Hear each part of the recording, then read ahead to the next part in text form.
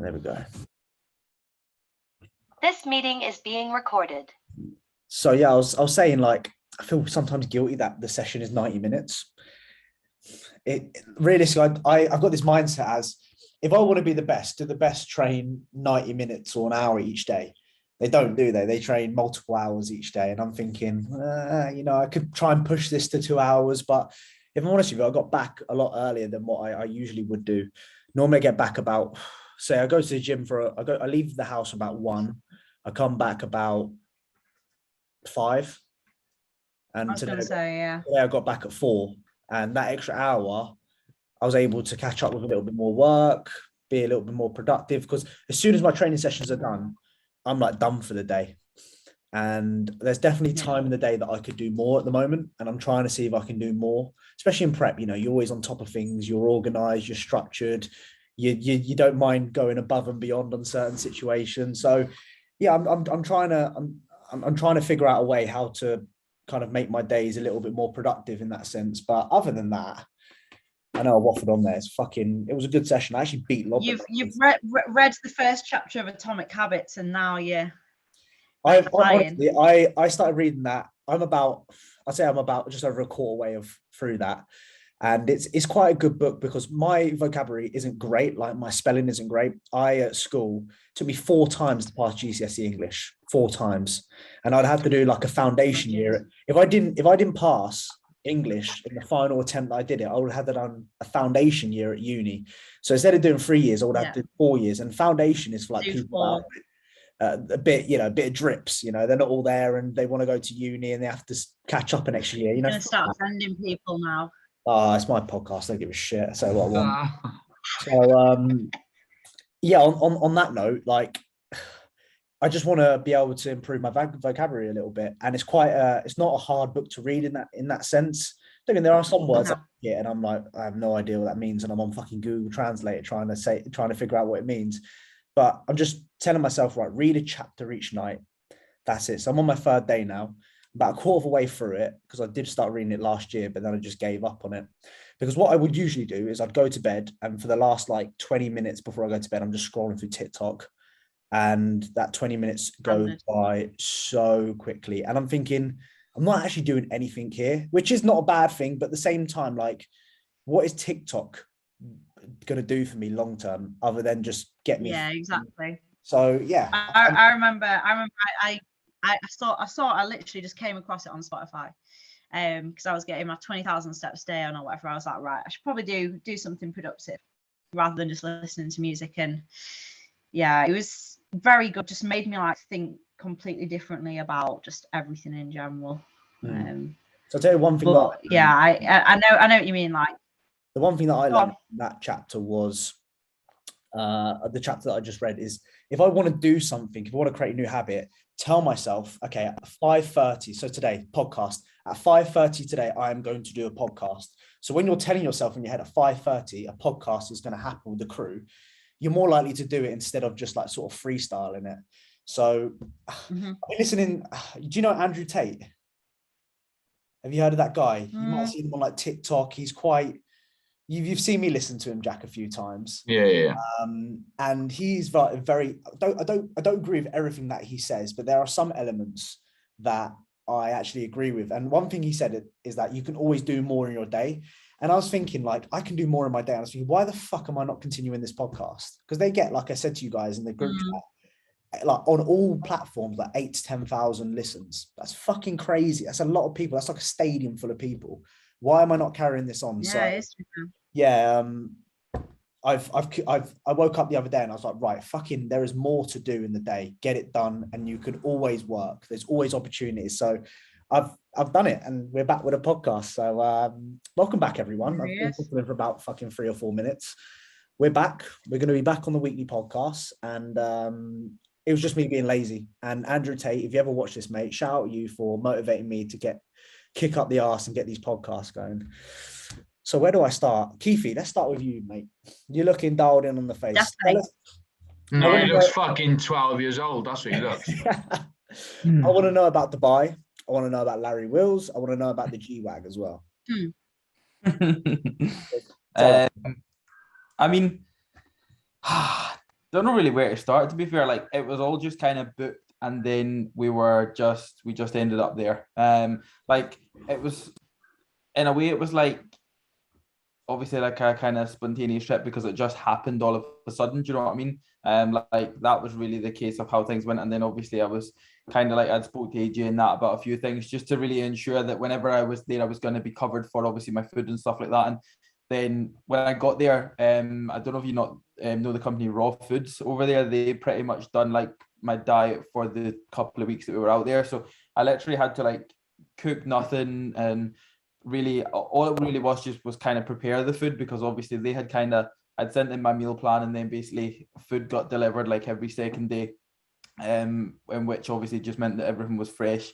But I mean, that kind of took a lot of stress off, and obviously it allowed me to have a bit more time to myself and not just fucking spend like 2, 3, 4 hours of the day like trying just to get all my food ready and that. It was just a case of like heating it up, and it was so easy. And to be fair, that was probably one thing I noticed about Dubai. It was like, it was very prep friendly. Like, it was so easy. Like, there was, it never really felt as if like I was on prep or anything like that, because it was like, it just felt like the normal. Like, you know how when you kind of go away, if you say you went away to like abroad or something, and there would be so many people around you that would not be doing what you're doing. It was like the total opposite. There was just so many people around me that was also prepping, do you know what I mean? So it was cool that way. And then I was out at Strong Gym, which is the one that Larry trains out of. Like, he deadlifts, squats and all that kind of shit out of there. And we basically just got chatting, and it was a case of, why don't we train? So unfortunately, we had both deadlifted like the day before we had spoke, or we could have potentially got like a deadlift session in, but we just decided on doing something like chest or shoulders. And I kind of thought, well, I'm going to get absolutely shit on chest, let alone shoulders. So that wouldn't have been my first thought, mate. Let me just get something that I'm maybe not the weakest at, but I was still weak as piss, because he made my 120 incline look like a baby. But at the same time, like, we got on so well, fired off each other so well, and it kind of made it a little bit like more kind of insightful for people to do like a kind of natty or not video, and obviously we knew that it would blow up. So I watched the video of you training chest with him. I don't know, he kind of seems like, from what I gathered from the video, a bit of a socially awkward sort of person. From what I saw, like, he's looking around, looking like this, like he's not. When he's speaking to you, he's like over here and he's like this talking. And for me, I fucking hate that. Like, if you speak, look at me, sort of thing. That's just me. But he seems nice enough. I saw him. What was he like? Incline barbell bench pressing like 180, was it, for like reps? Yeah, he done like 180 for like, I think 10 or 11 post reps or something like that. But I mean, it was just, I kind of was like, at the start, I was like, right, I'm obviously going to have to be behind him here, and I've never spotted anybody benching 180 kilo. So it's like, in a way, I was like not nervous, because I kind of knew that he was going to be okay with the weight, but it was also like, right, shit, I've got to spot somebody incline benching 180 kilo. Imagine if it went wrong. Oh, mate. Well, it's about time he pings his pec, not someone else. So. Man. so that was that. I did comment on your post that said, no, what was it I said? No pec tear, great success. Yeah, great success. You'd have got like way over 100 likes or something like that. I remember when I checked, it was, what's the, because I remember I was speaking to AJ about going to Dubai early on in prep, and they was like, nah, and I was like, okay, AJ's right, I couldn't go to Dubai any sort of time. Was it difficult to kind of change your routine? Obviously, because right now you're in such a routine with prep and waking up, going to bed, different times. Like, for me, I thinking about it now, I wouldn't be able to do that in prep. But for yourself, easy? I mean, easy to an extent. Like, I that was one of the biggest things that I'd done when I was out there, was I tried to really keep the exact same routine, waking up, working, not eating my first meal till a specific time and things like that. And then really just, I don't have like specific meal times. Like, I don't eat around like the clock or anything like that. I don't have specific times that I'll eat. It does usually just work out at like every kind of 2.5 hours that I will have a meal, or every kind of 2 hours. But it makes it a little bit easier that way. But the only thing I kind of struggled a little bit more with was obviously just being 3 hours ahead. And that was just because, like, I never struggled with it in terms of like recovery or anything like that, but it was just weird because my days were going in so much quicker. Like, I think I was still constantly my body was still working on like UK time, but all of a sudden it was like 9 at night, and I was feeling like it was still like dinner time kind of thing. Do you know what I mean? And then it was all of a sudden I was like, right, shit, it's bedtime. Do you know what I mean? So I could have, I found there was a couple of nights where I was up till like 2 or 3 in the morning, just wide awake, but it was just because I would be usually going to bed at like that time. But obviously we were in Dubai, it's like, I think it's like 3 hours ahead. So that was probably the only weird thing. But I mean, apart from that, I found it like, I never had an issue with it. Like I never had an issue with not being on plan or anything like that. Training sessions were fine. I mean, don't get me wrong, like we trained out of Bunus most of the time, and my sessions were average. They weren't like extremely good, but it was just some of them were really good and some of them were like pretty shit. And the pretty shit ones was just because it was like sometimes so busy and the place like Bunus is very cluttered with like plates and just so messy and shit. And it's just like nobody takes plates off on machines or anything like that. Like literally once you're done a set of like a 20 plate leg press, you just leave the plates on the fucking leg press. And then people fucking see like self-awareness, like people walking in front of you and that, or walking over your machine while you're on the machine. Like you could have easily stabbed 10 people in one session. But I mean, it's we had like, don't get me wrong, we had really good sessions and we're still able to train like hard, but it was like just them small things. And then when I knew I was coming home, I was so ready to get back to ultras, like just so ready. Yeah. Melissa, she tells me that it's so difficult in the leg room apparently to find any plates at all. Mate, like, literally none. I done a hack squat and I think I had a plate and 2 15s and that was the only plates I could get like access to. And I was like trying to perform really slow eccentrics on that to try and just kind of like make it as hard as I could. And even at that, like it was just, oh mate, it was horrendous. And like people are so like, some people will be like in your face nice and some people will be just like fannies. Do you know what I mean? Yeah. Like, so it just gets to the point where like if anybody asks you for a plate or for your machine, you literally just have to be like, no, fuck off. Do you know what I mean? Because you don't know who's going to be nice, you don't know who's going to be a dick, so you just like, you instantly just turn into this dickhead mode and you're just like, no, fuck off, this is my machine, I'm fucking using it. It's one of them gyms, but it's got everything. That's the unfortunate part. It's got so much good kit. It's just one of them. I think it's just, you just got to get on with it. Yeah. Jack, update us. Tell me, prep. Obviously, I know, but for the listeners. Well, because we're both obviously doing the same show, 9 weeks on Sunday. 9 weeks, 3 days. Yeah. So I think we haven't been on the podcast for a while, have we? So I think the past 2 weeks, things have suddenly sort of sped up in terms of conditioning for myself. Definitely tightened up quite a lot in the past 2 weeks. I haven't made any drastic changes. Food hasn't changed in that time. I've just upped cardio a little bit, just because I'm a fat kid at heart, so I like to keep my food relatively high. And also with me training sort of the length I am, I'd rather have more food around training and less that and the other. And I don't mind doing cardio, to be honest. So yeah, cardio's just gone up a little bit now. I'm operating on an 8-day sort of split, and I do cardio on 6 of those days, 6 out of the 8. So 6 lots of 45 every 8 days. So yeah, but it's going all right. I just need to training's been a bit up and down, but on the whole, I've had better sessions over the past sort of 2 weeks. So just like you, I'm doing the meditating and all this hippie shit now. So just because it does help in terms of like keeping my composure during training and stuff. Because physically, I'm not actually that bad. And like I was with Aaron just now for treatment, and everything felt pretty good. But for some reason, the pressures of prep kind of got to me like about a month ago, and just in terms of training, this, that, and the other. And I've kind of like psyched myself out of a few sessions. So I'm doing the whole meditation, and it's definitely making a difference. So yeah, apart from that, pretty good. Energy's pretty good, really. I think today was maybe one of the first times, like I got back from the gym just now. Our treatment probably didn't help. I ate a meal and I crashed. Like I just woke up before the podcast. Woke up like 5 minutes before. So a little bit tired. I've still got half of my steps to do after this, but yeah, that's about it really. Feel pretty good.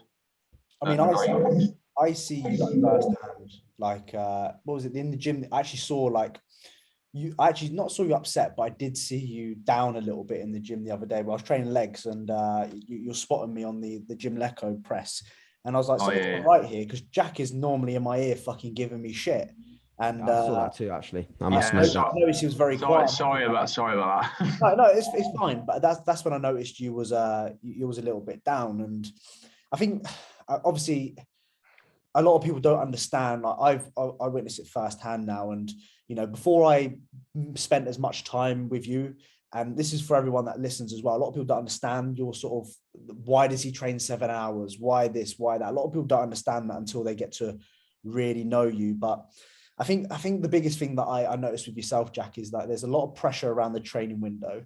I think at the same time, a lot of things potentially are in your head, potentially not. But at the same time, like, one thing I massively give respect for is that you never give up. Like, if I was in your situation, I'd find something else to do ages ago.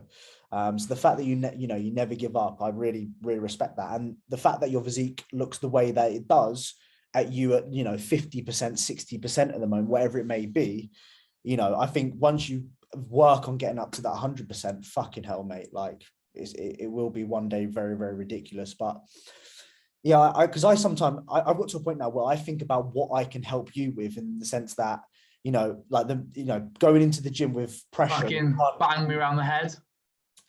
Yeah, obviously that, but like on a serious note, like, I'm trying to think about, like, can you maybe, for example, before you go into the gym, actually do like 3 minutes worth of meditation so you can get your breathing on point? Because I know one thing we've spoken about before is like going into and it sounds to the listeners might be thinking, breathing, like, what the fuck is he talking about? Everyone breathes, But when it comes to your situation, I think something worth doing is, instead of going the opposite way and getting angry and, sipping your drink and fucking squaring up to the camera like this, ready for a fight, go in more of a calm sort of collective way, I think because I obviously see it firsthand, and I'm thinking, I really want to help Jack. I really want to, it's strange, but I think you'll figure it out at some point. I really, really do. Yeah, no, I appreciate that for a start, but I am now doing a lot to try and get on top of it.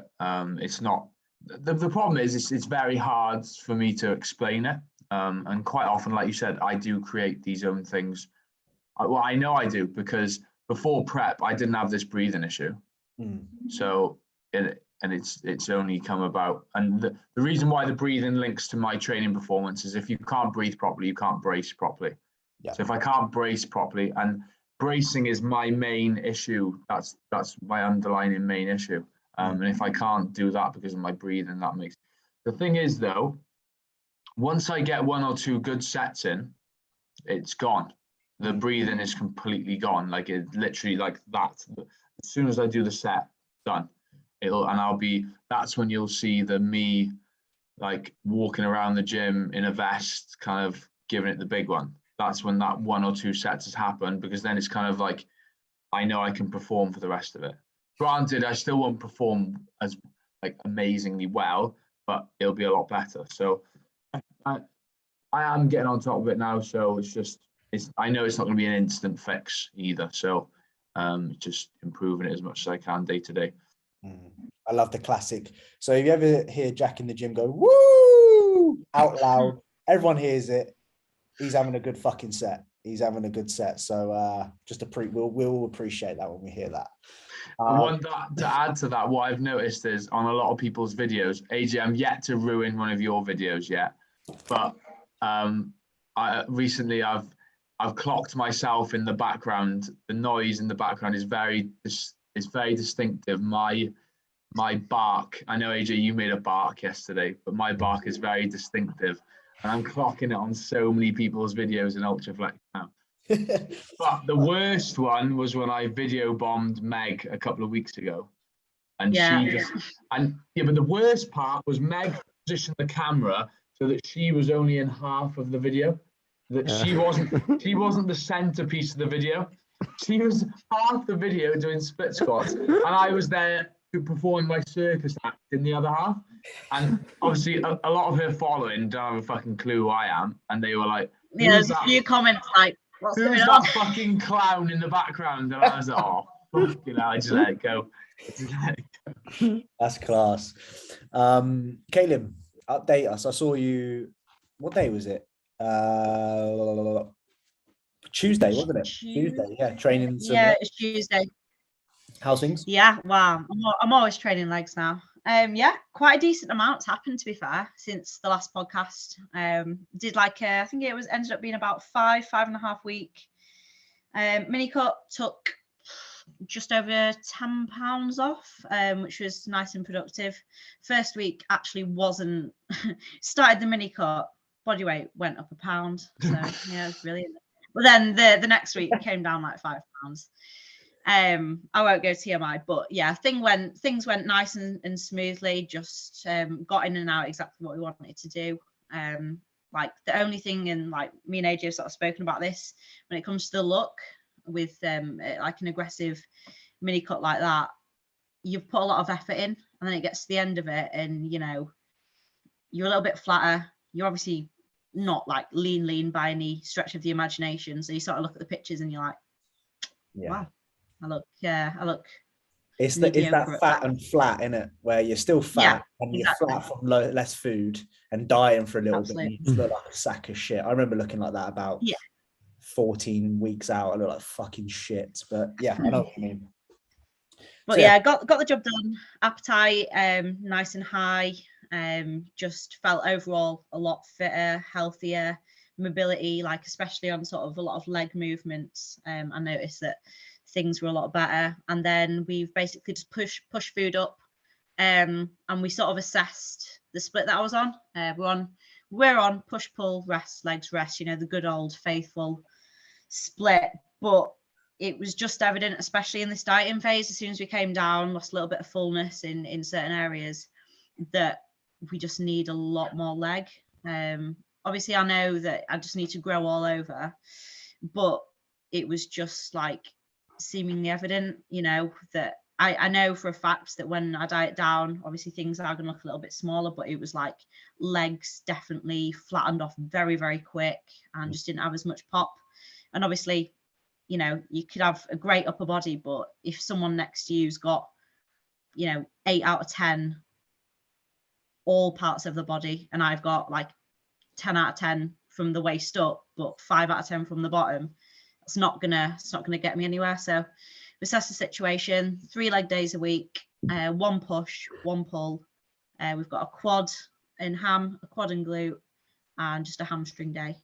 So that's on a 5-day split, which is quite nice as well. But I'm really enjoying the split at the moment, and things just seem to be going really well. Like sending over form clips, and especially on legs, form seems to be sort of the best it's been. Barking a bit less, however I did get told off with it today. That was a terrible bark, to be honest. Terrible bark. It sounded like I was dying, quite frankly. Told off? But yeah. Actually, what do you mean by told off? It's the bark at the bottom of the rep, you know, so she's just losing all lost her the brace. Oh, okay, yeah. Just Okay, lost the brace. I thought someone came over and told you to be quiet. That's what I thought you meant. It's actually not really a bark. It's more like a sound of like a sheep. Labor. Like Oh yeah. Bah. Yeah. That black sheep. Have you any wool? We can't say that anymore, Caitlin. Yeah, that's racist. Yeah, edit that out. Who was we were spotting Isabel the other day, AJ, and she was like, like that. That was it's the scream. It's the scream as well. It's like, yeah, it's just crack on. We've all done it though. I swear I look back at my 250 pull, and I'm trying to work out whether it was someone in the background or it was me. But like on my first rep, I swear I made a noise, and I was like, why am I doing that? Like literally off the floor, I like lost all of my tightness. So I think when you're in the set, sometimes you don't even realize. Yeah, 250 was it 250 for free? What's the I was going to ask you because I've never used smelling salts before. It doesn't appeal to me. Yeah. What's it like? Is it just like a brutal, man? I mean, I think that's the first time I used them since I don't know, a long time ago. But yeah, it just makes you really fucking angry. It hurts. Like almost knocked wells out, didn't it? Your eyes feel like they're burning. But yeah, I had a bit of hay fever as well. So I thought I'd just use it as a bit of like a nasal just to clear your nose. Ah, yeah. I fucked up Loz's set though by because I said try it, and like she like She sent me them she sets. properly went, and she like she really bombed the set. George, And I I bet you felt really bad afterwards. Felt really George, bad. I know what you're gonna say. Are you gonna mention the old JP videos when he used to do it? Oh yeah, he used to do it, didn't he? Yeah. Mate, he loves it. He's It was before like T-bars. It was before like T-bar rows and shit. Like that. Fucking immense. he goes in for like 4 lots of it. Yeah, Yeah. most people just go like that. Oh, and he's like fucking like, loving it, actually thriving off of it. So yeah, AJ, update us, because I remember last time we did the podcast, you was like, "We're not going to mini cut. I'm on a good roll. I'm going to keep going." And then all of a sudden we get an update. AJ's had a mini cut. So Yeah. and obviously you've got so much to go on about the natural bodybuilding worldwide. So yeah, update us, mate. Yeah. So like first and foremost, mini cut wise, yeah. I mean, obviously I had a call with like Berto, and then he just sort of said, get it done, mate. It keeps us on path for wherever we want to head to sort of 2023. And I sort of thought, well, the worst things come to us is that like I just learned something out of it. And I learned that my instinct was right. Like, I don't think it was the right time for me to diet, not even like physically, but just more so mentally. I just didn't enjoy it at all. Wasn't really ready to like pull back my food. My appetite was really high. My training was obviously flying. It continued to fly, like it was good, but within the last week, I really felt the effect of being down in body weight. Like my hack squats, I had a couple of sessions where I just bombed. Just didn't feel as stable. And I just learned my lesson there, go off my own instinct. And I think I'm going to be taking a longer off season anyway than maybe competing next year. So even if I do, I just want to enjoy my training. I spent the whole of last year trying to protect performance. The last thing I want to do is just try and protect performance more. I want to just go in and know that I can send it and get after it. So that's what I'm basically back to doing, now. And I've been doing that the last, I think it's what's it been, Caitlin? Like 2 weeks for you, 3 weeks for me, something like that. Yeah. So it ended up just being 4 weeks. I got a good amount of weight off. And I was actually really happy with how I've looked on the way up. So like from a sort of like look like wise, I definitely think that it served its purpose. It brought me down. It resensitized, whatever you want to say. And I've been rebounded. I've kind of had like a mini kind of reboundy kind of thing on the way up. So I look better. But again, I just could have just spent more time at the same weight and hardened up and probably done the same job. So yeah, kind of learned my own lesson on that one, which is fine. And I don't know, I guess it's kind of made me also think, like, not anything against Burr whatsoever, because I absolutely I love him. I think he's a great guy, but I think there's a lot of thoughts that perhaps don't fully align with the way that I would treat an off season, the way he would. I've always been like, right, push the limits. Let's just get as heavy as I can whilst I don't get unhealthy. Let's get as strong as I can. And like, I was at a point where I would have just kept going. And in hindsight, I probably should have done. So, it's just, you learn your body well over the course of many years of doing this, funnily enough. So, I think I'll just continue to listen to my body a bit. And then obviously outside of that, I had the launch of MBW, which all of you have been such a huge supporter of as well. And yeah, that's couldn't ask for any more with that. I think we're approaching now. Next week will be the 3rd week, so we just crept in sort of like week 2.5, so to speak now. And yeah, we're hovering around about 350 members. Of course, people come, people go. There's a 7-day free trial, so some people sign up just for the 7 days, reap the rewards of the content, and then sort of don't make the first payment. There's been a few that have done that, but most people have stayed. The content's popular, people like it, and when I log in every day, I'm pumped to get on there. I'm excited to see who's asking questions and building a bit of community, and it's clearly something that I think is going to be quite influential for a lot of people. And that's the main thing, is just having an impact. How big can I have an impact? And that I can't have 350 clients, but if I can impact 300 plus people, hopefully thousands of people in the future, with a little bit of my direction, but also direction from people with many differing opinions, Keith's opinion, Ben's opinion. You know, this is why I've so far it's like Ben and Keith doing the workout videos, because they're almost opposite in a lot of ways in the way that they approach. However, there are a few things that very much align. They both train really, really hard and both do it well. Yeah, so very different approaches, but then it's cool in the forums because you'll see people ask questions that are more relevant to Ben's approach, like less frequency of training, balancing and maybe a family and kids. And then you'll see people ask more about Keith's approach, training more frequent, all in on bodybuilding. So it's cool. I think it's just a great place to be.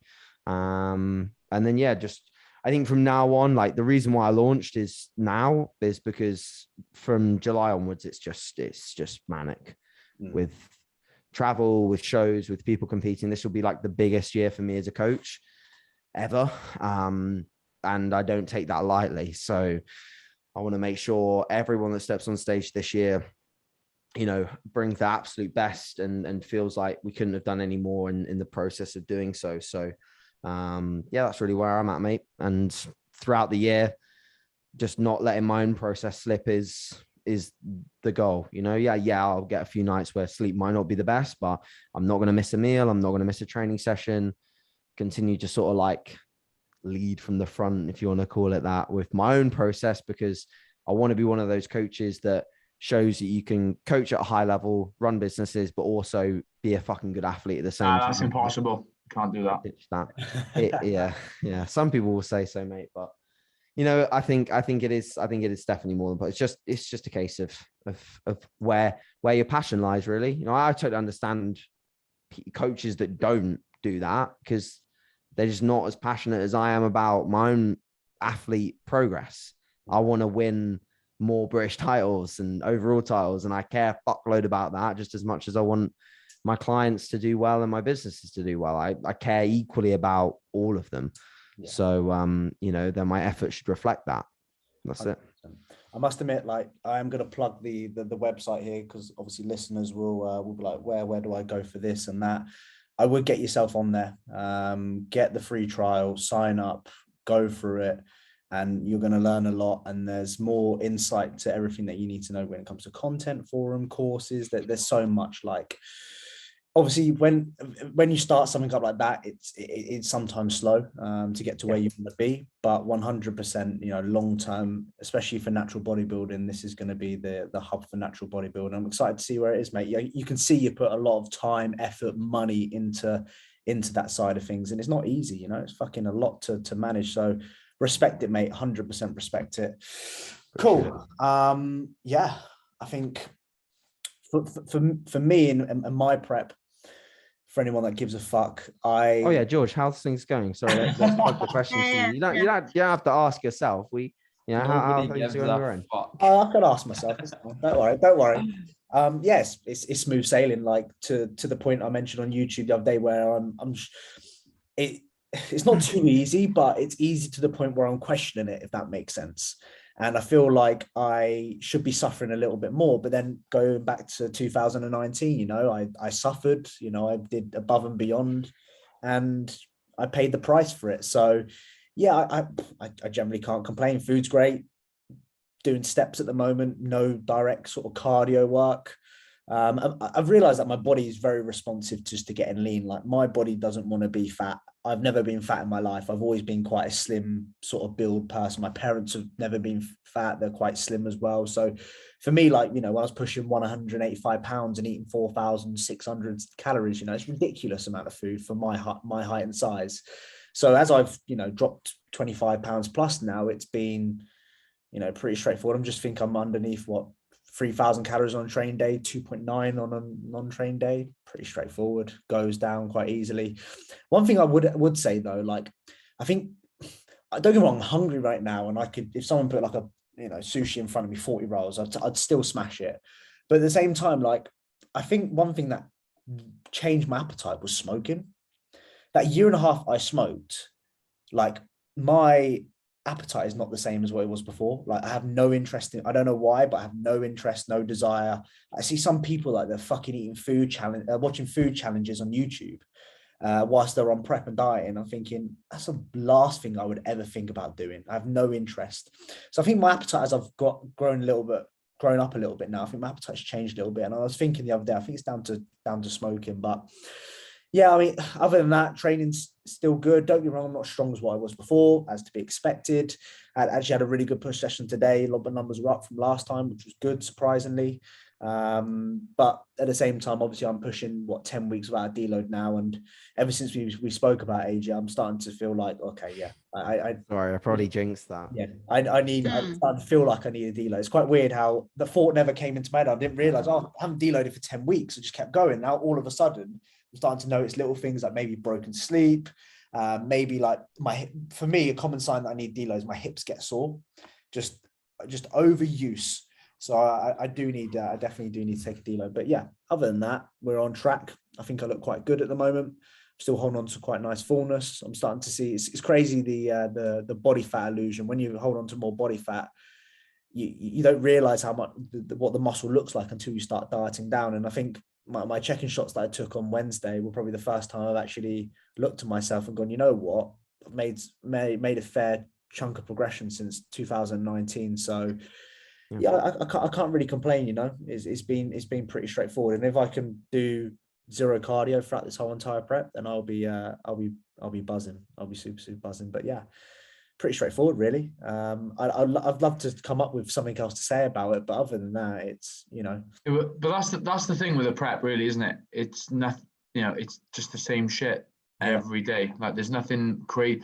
Good preps are anyway. You know, there shouldn't really be anything to report on. There's nothing crazy goes on. You do the same thing over and over, and I think that's why it's so easy for you. And I for myself as well, Keith, AJ, Caitlin, you're all the same. Like it's not boring because you love it, which is why you get good at bodybuilding, because you enjoy the monotony of bodybuilding itself. So people that are doing different shit every day, yeah, it's good.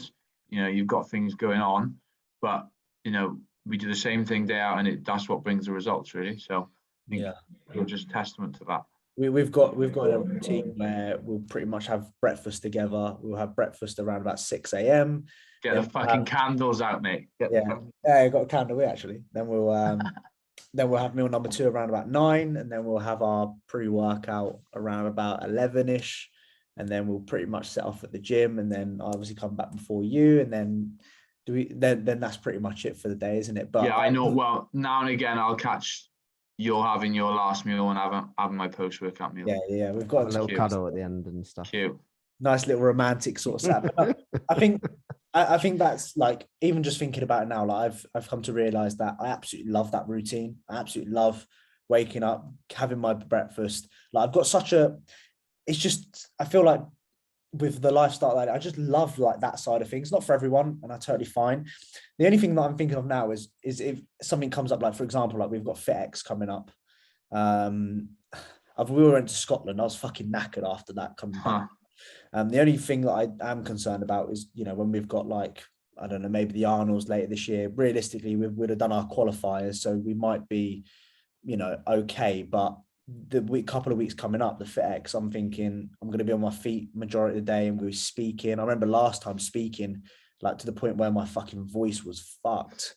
So I'm going to have to be a bit selfish in the sense that I'm going to have to, if I'm eating, I'm going to have to go and hide somewhere, or, you know, go somewhere else to eat my meals rather than being on the stand. I need to be a little bit selfish, because last time I was eating, someone came up to me, I was like, put the food down. Yeah. I can pick it back up, and you speak for 20 minutes and someone else comes over. You think, fuck me, this food's going to go off at this point. But yeah, I do want to be able to do that side of things. I don't want to just be that guy that just, you know, preps and just kind of does nothing outside that. I want to be able to, you know, showcase you can do these sort of things and travel this and that. But at the same time, like, I've got a little bit of anxiety kind of going out of that sort of routine now. Even when I finish prep, I know that we're in such a routine that some things might change. Like I do want to, you know, I actually do want to go on holiday after I finish prep. I haven't been on holiday for about 4 years now, since my 21st birthday. So that alone, I'm already thinking about it, and it kind of think, oh, I'm going to go off plan and routine's going to be a little bit different. But I think as well as that, you know, you have to do that sort of thing as well at the same time. I think it's important to take some downtime. It's not something that I've ever really done before since I've finished uni and gone into this. I've always just fucking smashed out work every single day. Like I haven't taken a day off, ever. And I think I feel like I'm due it. I feel like I'm definitely due it at the same time. But no, yeah, either way, fucking prep, flying, moving the right direction. Me and Jack in 9.5 weeks' time, we're going to be fucking in the overall. And I'm going to scrap Jack for the overalls. Would have probably scrapped in the house before that, I reckon. You think? That's fair. Honestly, we're all right. I think one thing that I've learned with like living with Jack, I kind of know when he's not in the mood. He knows when I'm not in the mood. So sometimes we will sit First thing in the morning, I say all right to you and then I leave it. I don't even, when you come down those stairs, you need like 10, 15 minutes just to. Yes, it's little things like that. I don't know why, but I know when you're not in maybe the greatest mood, I just leave you to it. And we might just be sitting opposite each other, but might not speak for like 10, 15 minutes or whatever. And then some days you have days where I'm fucking chatting like a chatterbox and it's just non-stop, So you kind of get to that point where you just understand if you're in a mood. And I've realized I'm quite hard to read. I don't even notice that, Jack. Like some days I'm fine, some days you just don't know what you're going to get with me. And I think I get that with you sometimes as well. But no, to be fair, we haven't actually fell out, have we, at all? Since living here, we're so easy sort of people. Well, that's the thing. We're fairly easy, mate, to be honest. So. Yeah, because you think two lads fucking might be on top of each other. I think because we are we're very sort of not manly. No, is it manly? But we're very like sort of alpha. What's the word we'd use? I'm very like. I don't know, but we're very like sort of masculine sort of people, and those sometimes it's kind of like jockey types, like in America they say the jocks. Sometimes it kind of, what's the word I'm looking for here? It kind of clashes these sort of personalities, but it hasn't for us, I think we've worked around it quite easily. So yeah, it's like I know and that we're both going to push each other and motivate each other, and we're never going to fuck up anything like meals or anything like that. We just keep on top of it. So I think for me, no digestives. No, fucking hell, no, or no Nando's. Leave it there. Leave it there. Oh, I'd love a Nando's right now. Bonus platter. Let's do some questions. Let's not create some shit and get ourselves in trouble. Let's actually do some questions. Some of the questions I got were fucking dreadful. So if anyone's asked some awful questions, don't do that ever again, please. The first one was like cream of rice and whey combination. Terrible. Right. So is anything else, anyone else want to highlight upon anything or?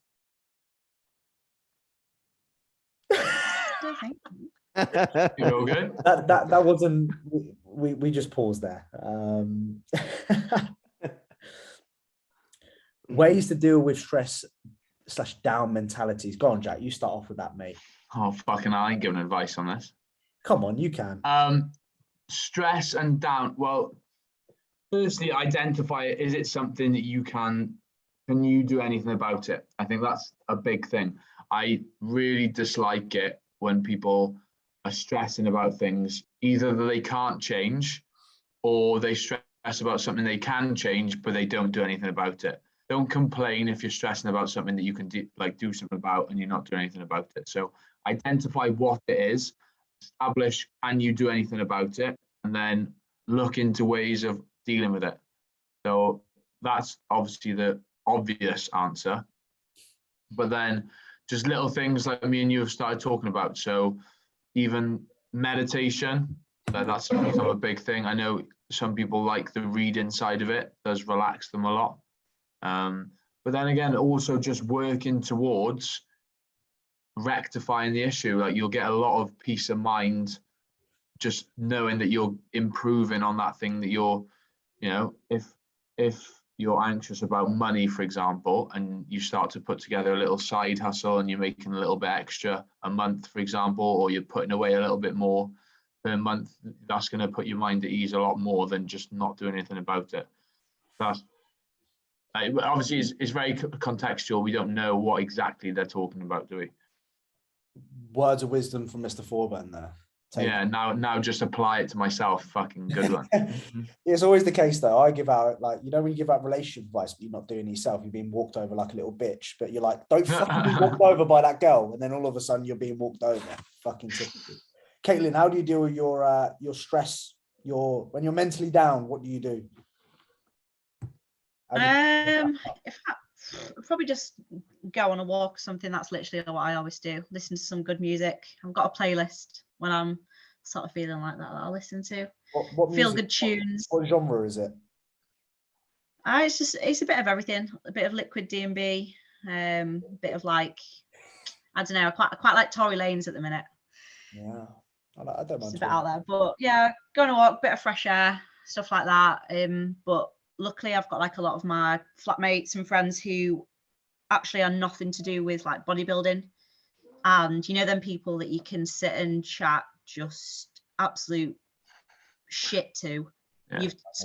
You've spoken about nothing in particular, but hours have gone by, and just like laugh about stuff. So like I'm very grateful that I've got people like that around me, so I can sort of do that. But they're the main couple of things, like going a walk, listen to some good music, get a bit of fresh air, like. And I know it sounds a bit cringe or whatever, but you know, like even if you're at like the top of a mountain, sometimes you just look down and you're like, what am I stressing about? Like, yeah, I thought you were getting a bit outdoor hippie style kind of thing. I'm so spiritual at the moment. Posting all these waterfall shits and having a little dip into the river or stream, whatever it was, a little pond. That was lovely. It was lovely. I was absolutely maffed in before, but yeah, no, I'm just enjoying going out and about, because I've not really been around like Leeds. Leeds sounds like it's a proper city, but literally within 15-20 minutes you can go to like anywhere that's like really nice. So just been doing a lot of that recently. But yeah, they're the main two things, and like just having good people around you will always elevate your mood, in my opinion. I've actually never been Leeds. I'll take you. Yeah, I need after prep. I need to go. Apparently, it's pretty good. I've heard. After prep, George is 15 minutes up the road. Yeah, I need to try it. Apparently, what? Come on. Well, AJ, you went to a sushi place ages ago, you and Loz, and I was like, hang on, it was in Leeds, because I remember clicking on the Blue Sakura. No, I don't think it was. Tattoo. Tzatziki. Oh, tattoo. Maybe I'm not. I've forgotten the name of it, but yeah, it was quite nice. Leeds is great for really good for like nightlife, eating food, that sort of thing. Yeah, Leeds and Manchester. I've only been to the train station. Me and AJ went out Flexitone, didn't we? That time we got the train up to Manchester, and then we went to Salford. That was an experience. Keith, Mr. Quiet Man, how do you deal with your stress? Or when you're down, what do you do? What does Keith do? Keith's never down. Fucking pulls 290. That's what he does. To be fair, like I think one of the biggest things I would always recommend is just trying to find out, like what Jack said, if you are in control of something, try and do something about it. And as blunt as it is, like I don't know like really how to describe it, because I don't often feel like down or anything like that, but like I think whenever I do, it's one of them kind of things where like whenever you feel down, it kind of hits you like a train and you are very much down. But I think the first and foremost thing would always be to try and kind of take on board of whether you are in control of something, whether you can do something. And personally, if I know I'm in control of something, I'll do absolutely everything to try and get my way out. I'm not really one to kind of like be around the bush or anything like that, but stuff like that. If I know I'm in control of something, I'll do it. But if I'm not, then like I've seen where I've been in positions where I've kind of gave out advice of people that are kind of worrying or stressing or being concerned about things that they literally, not even that they're not even in their control, but they've literally got zero to do with. And I think that's one of the biggest things that it's obviously a lot easier said than done, but you can't really let anything like that get to you, because at the end of the day, if you're not in control of something, then you're just going to make yourself feel worse over time by stressing over something that's never really going to be dealt with in any form of way. But I mean, like as for like feeling down and things like that, I don't really know, to be fair. I'd probably stick something on like Machiavelli motivation or something on YouTube, get hyped up and fucking go and train. You love that. I noticed on the old stories we're watching some Machiavelli motivation, doing some curls. I'd probably do something like that. I've always been like that. Yeah. Mr. AJ Morris, how do you when you're down, when you're stressed, what do you do?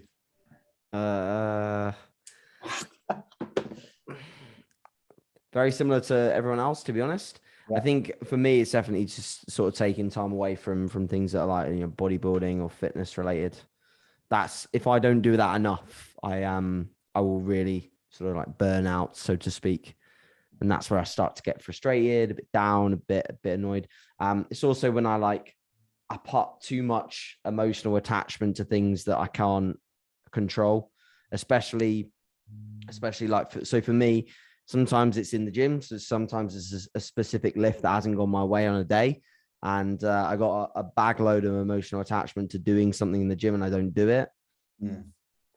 I have to realize that that's one moment of my day and it's not like everything, you know. So there's other portions of my day that could have gone really, really well that I need to focus on. And then I think the other thing I was actually talking about with Jack the other day is just like being present. So often I worry about things that are going to happen in the future. So I'll worry about the fact that I've got a client competing in a week and a half time.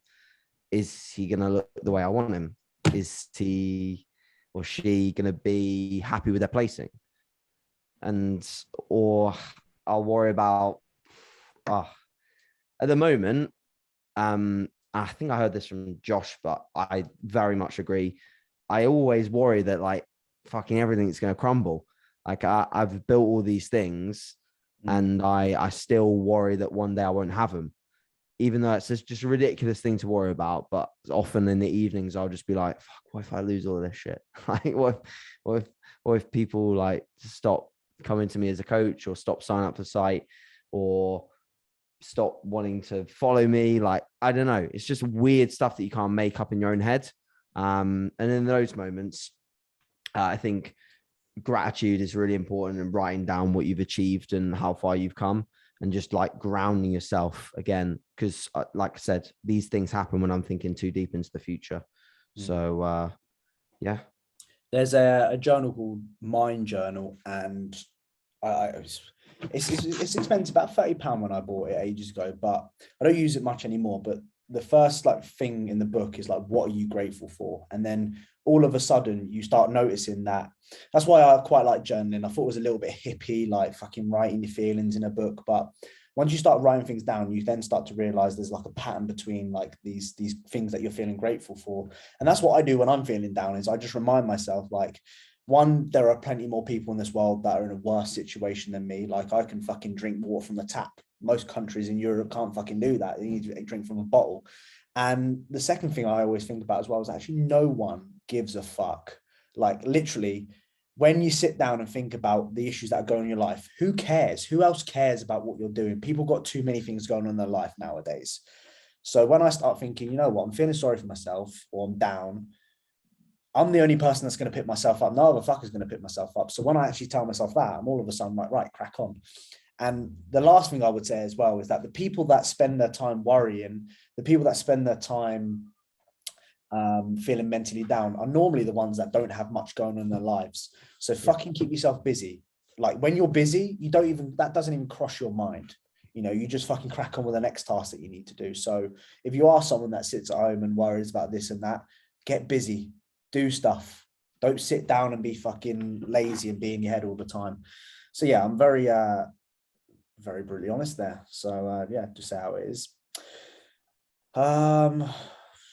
This stupid one, Olympia stage or no sex again? What a stupid question, Dan. Stupid question. Get me to the O. Okay, Khifie, because I know your long-term goal is going to the Mr. Olympia. I'm going to ask you this question. Okay, if you had to choose, right, if you guaranteed to go to the Olympia stage, but you couldn't have any sex anymore, are you taking it? Probably take it, yeah. Really? I'm taking it. Well, so let's say you don't know where you're going to place in it. You might place last. Take it. You take it, and no sex ever again. My goal is to do fucking well on the Olympia stage, so I don't know about that. Oh, well, it would depend on, it would totally depend on the place, and I think. Like, I think it's becoming more and more like, I think since it started to become a lot, not easier, but a lot more kind of, in a way, there was a lot more IFBB Pro cards given out. I think it's became a lot more like the thing to get to the Olympia stage. Like a lot of, it's not like you don't need to be one of the best in the world to get on the Olympia stage, but you need to be one of the best in the world to be competitive on Olympia stage. I think that's the way that things are looking now, because you're seeing a lot of people get to the Olympia stage, and yeah, fine, fair enough. Like, it's a massive achievement doing that. Like, that is fucking huge. But at the same time, I think it's became like, because there's that many competitors now, and it's becoming that like much more like evident on social media and things like that, that it's now becoming one of them things that's like, you need to do well on the Olympia stage to actually get that recognition, rather than being on the Olympia stage. You know what I mean? There's loads of people that's been on the Olympia stage, but you're like, who the fuck are you? Like, because you don't really get a look at it, obviously, and it's one of them things that why you would probably need to keep coming back better and better and better to get a look at and get your name out there and things like that. But I think that's just the kind of way that social media is making it. Okay, this one, we've all obviously competed, so this one's we can all answer. Like, how long did it take for your hormone to get back into place after competing, sex drive, all that sort of stuff? Does anyone struggle with that at all? A bit personal, I know. You don't. I didn't feel normal until October, December, probably about 5 months post show. Jesus. Yeah, about 5 or 6 months. Yeah, and that was my main issues, because obviously I competed 16 and 17. So I basically never felt normal for like 3 years, because I prepped, and then my off season was from October till the end of January. So then it didn't come back in that time when I was back into prep. So I basically went nearly 3 years with it. So yeah, I reckon probably about 5 months.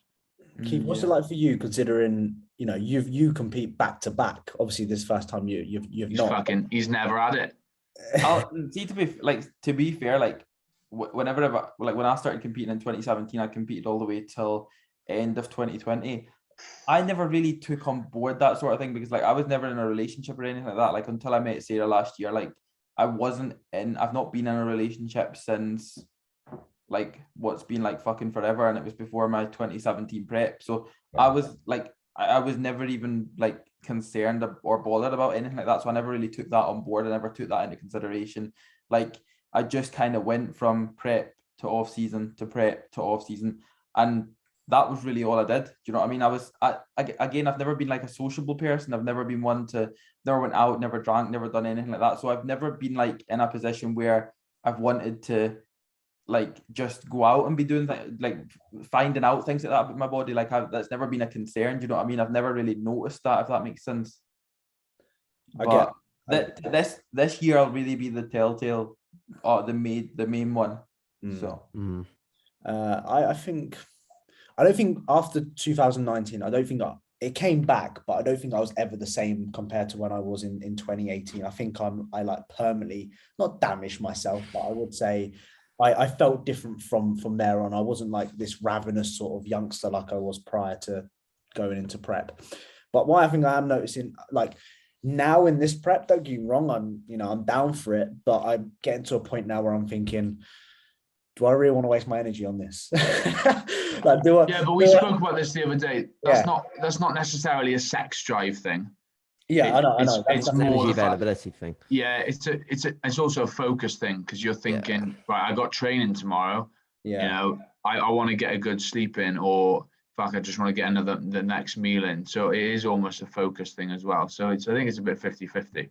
Yeah. And I personally like to do it. I know it's a bit too much, but I like to do it before bed. So I'm thinking now, if I have to do it, I'm gonna have to do it early in the day, so not do it so close to bed, because when I get to bed, I'm like, right, it's lights out sort of thing. I just want to elevate the heart rate.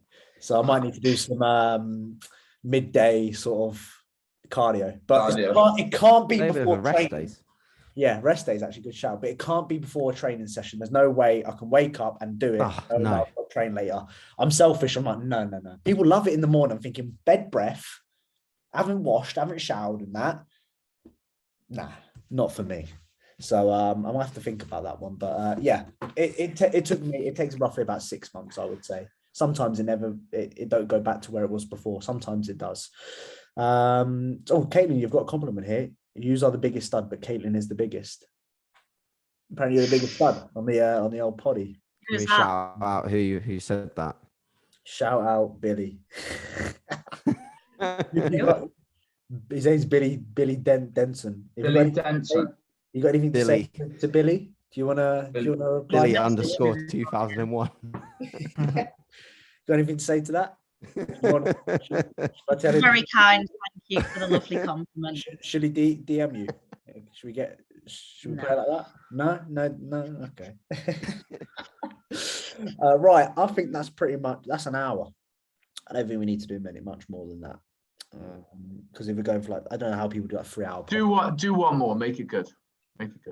All right, Nick Walker. I've just end it on that. I've just literally came off of it, which is very annoying. Fuck. You know the ones where you lost it now? Sorry for the listeners watching this and finding it. I'm sweaty. I'm stressing out now, isn't he? If you, Chris, Jack, or it's weird calling you Chris, Khifie. When I hear Chris, I'm like, who the fuck's Chris? Nah, he suits Chris with that trim and no beard now, skinny I'll tell face. you what, he looks Christopher. It's actually grown back in like a little bit, and my fade's gone a wee bit more. So actually, I'm due like a haircut in like the next 2 days. AJ, I watched a video from 2020, and you was prepping. You was training with Kuba, I think it was, and you had this horrendous tash. Like, it was a tiny little tash, and I was thinking, don't do that again. Don't do that again. Never again, mate. Never again. I can't grow facial hair. It's just not happening. I reckon you could. You just got to go through a bit of a shit phase of. Mate, I can't. Every time it just looks terrible. It's just not going to happen. I'd rather just deal with the fat face. Yeah, luckily with the beard, you get to hide that sort of shit. Yeah.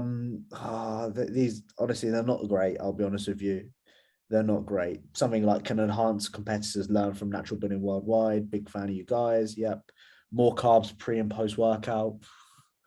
Post. Yeah, I mean, these are just looking dire, aren't they? Really? Yeah. How much alcohol affects progression? Great to see the podcast. When and why would you program pull-ups on the pull day? You know, little things like that. Oh, so I regret asking for it now. Tendonitis, hamstring curl tips. McDonald's rapid fat loss early in prep. Oh fuck! Man. I'm meant to be training tonight, and now I'm fucking contemplating not training. These questions are. Oh, I've ruined it for Khifie. Sorry, lad. You do train pretty, considering you're obviously you work from home. Yeah. You just enjoy training in the evening times, or yeah, and Sarah also finishes work at 5 o'clock, so we always train together. Okay, that's cute actually. So, like I adapted pretty quickly to training. Like I used to train like around 3 o'clock every day. So like a couple hours later, I've not done anything. And if anything, I've adapted to it more, and I work better off of like 4 or 5 meals. And then by the time I come home, it's like maybe around 9 o'clock, and I've got like 1 meal. Then that's me. How are you coping with the no gym bags? Mate, I'll be honest, that was probably the one thing that got to me the most out of all of the other things. Like I'd be fucking fuming. It's mate, I'm going to be honest with you, like it's so like I can see the reason behind all of the rules and that, and to be fair, like with the gym bags and that as well, like there's been like prime attachments being stolen and that, and like they've been fucking good ones, and I've been raging because it's been the fucking ones that I was using every session, but the gym bag ones is the hardest, especially on things like leg days and that. Say like if I'm going to wrap up or anything like that, you know how big Durham is. The leg kit is like the opposite side of the reception. So you got to go to the toilet, wrap up in the toilet, fucking walk out like Bionic Man across the gym floor. We can't. We've got to leave our stuff at the reception, so can't even leave it in the change room. Do you smelling salts in the bathroom as well? Mate, legit. Honestly, we had that at Future Fitness in Scotland. We weren't allowed gym bags on there, but yeah, I was able to carry around my straps, my knee sleeves, a tripod, a belt. I was able to carry all that around with me, but my bag apparently was a trip hazard. It just Surely gets to that's the- worse. You're just carrying multiple pieces. Yeah, of it shit just around with that you. that just becomes annoying. Like, don't get me wrong, I can see the reasoning behind obviously everything, and like it would never get to the point where like they would allow specific people to take their bags on. Like there's so many people. Don't get me wrong, there's so many people in the gym that doesn't need like a gym bag on the gym floor. Do you know what I mean? Like there's so many people that doesn't need things like sleeves and all the kind of like accessories and that you would use. But I mean, it's just, I don't know. I've been like, I would never complain about it. I just get on with it. Like I'm not gonna let it get to my sessions or anything. I'm not gonna let it hinder anything. I just like to make sure that I can fucking see where my bag's sitting. And then that's really it. I saw they banned tripods as well at peak times. Yeah, they banned them in the hardcore corner as well. Have they? Oh well, it is what it is. Right, on that note, Caitlin's decided just to fuck off, so we'll leave it out there. She is. Thanks for everyone who watched or listened. Thank you. Candle. We really appreciate it. We're back, and yeah. Oh yeah, Jack, I've just literally found this lad.